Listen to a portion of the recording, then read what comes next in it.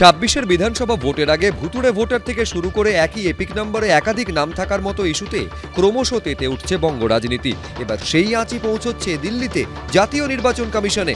মঙ্গলবার বিকেল 4টায় কমিশনে দ্বারস্থ হবে বিজেপি, আর বিকেল 5টায় চিফ ইলেকশন কমিশনার জ্ঞানেশ কুমারের সঙ্গে দেখা করবে তৃণমূলের 10 জন সাংসদের একটি প্রতিনিধি দল।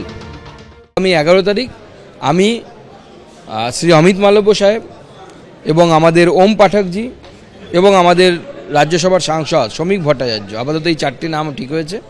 আমরা তথ্য প্রমাণ সহ 11 তারিখ 4টের সময় চিফ ইলেকশন কমিশনারের সাথে দেখা করব দিল্লিতে। ওরা মূলত যাচ্ছে বঙ্গভবনে বিজলি গ্রিলের কবিরাজি খেতে। ওদের অন্য সেরকম কোনো কাজ নেই। যেহেতু তৃণমূল একটা প্রবল চাপ সৃষ্টি করেছে, সেই কারণে তারা একটা ওই ফেস সেভিং মুখ রক্ষার জন্য তারা যাচ্ছেন।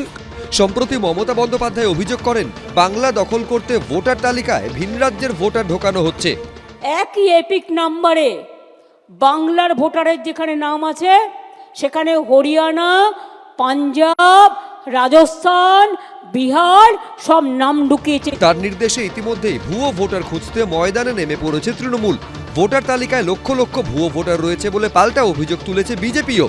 অন্যদিকে এই পরিস্থিতিতে জাতীয় নির্বাচন কমিশন জানিয়ে দিয়েছে, এক এপিক নম্বরে 2 জনের নাম থাকা মানেই ভুয়ো ভোটার নয়। আগামী 3 মাসের মধ্যেই ডুপ্লিকেট এপিক নম্বর সরিয়ে দেওয়া হবে বলে শুক্রবার সমস্যা সমাধানের আশ্বাস দিয়েছে কমিশন। আর এখানেই নিজেদের নৈতিক জয় দেখছে তৃণমূল। এখন বাধ্য হয়ে নির্বাচন কমিশনকে এই ভুলটা, এই দোষটা মানতে হয়েছে, স্বীকার করতে হয়েছে। আর নির্বাচন কমিশন এখন বলছে যে 3 মাসের মধ্যে সমস্যার সমাধান হয়ে যাবে আর সবগুলো ডুপ্লিকেট এপিক কার্ড উইথড্র করা হবে। কতগুলো ডুপ্লিকেট এপিক কার্ড আছে পুরো দেশে?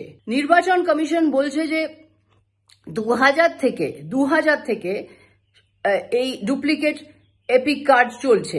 কিন্তু যদি 2000 থেকে এই এপিক কার্ড, ডুপ্লিকেট এপিক কার্ডগুলো চলছে, তাহলে আজ অবধি নির্বাচন কমিশন অ্যাকশন নেয়নি কেন? এই অবস্থায় মঙ্গলবার গোটা দেশে এবং পশ্চিমবঙ্গে থাকা ডুপ্লিকেট ভোটার কার্ডের সংখ্যা জানতে চেয়ে চিফ ইলেকশন কমিশনারের সঙ্গে দেখা করতে চলেছে তৃণমূল। তাদের প্রশ্ন, মোট কত ডুপ্লিকেট ভোটার কার্ড রয়েছে তা বের না করলে কি করে পুরো ভোটার লিস্টকে ত্রুটিমুক্ত করা যাবে? তৃণমূল কংগ্রেসের ভোটার লিস্ট নিয়ে যদি অতই সমস্যা থাকে, আমরা যে সাজেশন দিয়েছি সেটা মানতে বলুন। ফিঙ্গার প্রিন্ট, বায়োমেট্রিক, কেউ কারোটা দিতে পারবে না। আগামী 11 তারিখ আমি শ্রী অমিত মালব্য সাহেব এবং আমাদের ওম পাঠকজি এবং আমাদের রাজ্যসভার সাংসদ শ্রমিক ভট্টাচার্য, আপাতত এই 4টি নাম ঠিক হয়েছে। আমরা তথ্য প্রমাণ সহ 11 তারিখ 4টের সময় চিফ ইলেকশন কমিশনারের সাথে দেখা করব দিল্লিতে। দেখা করে আমাদের কাছে যে তথ্য আছে, প্রায় 17 লক্ষের বেশি এরকম নাম আছে পশ্চিমবঙ্গের ভোটার লিস্টে। তাদের 3টে প্যারামিটারে তারা সেম, আইদার ছবি মিলে যাচ্ছে, 2 জায়গায় নাম আছে, অথবা বাবার নাম এক, ডেট অফ বার্থ এক, ডেট অফ বার্থ বাবার নাম মিলেছে, 3টে বা অন্য কোনো প্যারামিটার মিলেছে, ঠিকানা মিলেছে। এরকম 3টে প্যারামিটারে আমরা দেখেছি বিভিন্ন জায়গায় নাম আছে। এই 17 লক্ষের নাম আমরা সেই কমিশনের কাছে তুলে দেব। ভোটার তালিকা ঘিরে হঠাৎ করে তৃণমূল বিজেপির এই সক্রিয়তা নেপথ্যে বিভাজনের রাজনীতির হিসেব দেখছে কংগ্রেস। পশ্চিমবঙ্গে মূলত যেটা হচ্ছে সেটা হচ্ছে যে নির্বাচনের রাজনীতি। টিএমসি পার্টির পক্ষ থেকে প্রচার শুরু হয়েছে সংখ্যালঘু এলাকায় যে এনআরসি নিয়ে আসবে, মমতা ব্যানার্জি আছে, তাই তোমাদের নাম লিখছি, কোনো ভয় নেই, আমরা দেখে নেব।